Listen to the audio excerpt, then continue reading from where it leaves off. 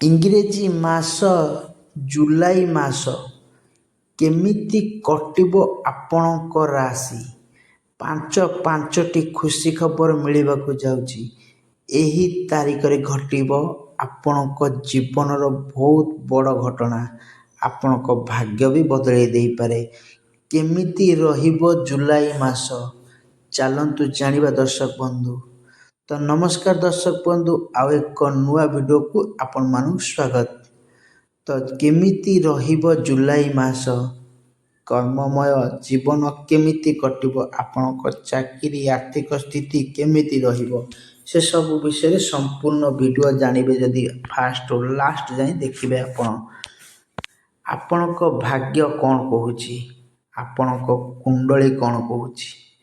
ରାହୁଙ୍କ ବହୁତ ଭଲ ଦୃଷ୍ଟି ଅଛି। ବୃହସ୍ପତିଙ୍କ ଭଲ ଦୃଷ୍ଟି, କାରଣ ଆପଣଙ୍କ ରାଶିର ରକ୍ଷା କବଚ ସାଜିଛନ୍ତି ପ୍ରଭୁ ଶନିଦେବ। ଏହି ମାସରେ ଆପଣଙ୍କ ଗ୍ରହ ବହୁତ ଶୁଭ ରଖୁଛି, ସନ୍ତୁଳନ ମଧ୍ୟ ଅଛି। ଆପଣଙ୍କ ଭାଗ୍ୟ ସାଥ ଦେବ। ଅଟକିଥିବା କାମ ପୁରା ହେବ। ଯାହା ଅନେକ ଦିନ ଧରି ଆପଣ ଆଶା କରିଥିଲେ ତାହା ଏହି ମାସରେ ପାଇବେ। ଆପଣଙ୍କର ବଡ଼ ସ୍ୱପ୍ନ ଏହି ମାସରେ ପାଇବାକୁ ଯାଉଛନ୍ତି।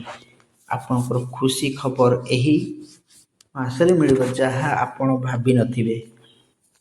ଆପଣଙ୍କ କର୍ମକ୍ଷେତ୍ର ଯଦି ଦେଖିବା, ଚାକିରି ଦେଖିବା, ବହୁତ ଶୁଭ ଦେଖାଉଛି। ଅନୁକୂଳ ସମୟ ମଧ୍ୟ ଦେଖାଉଛି।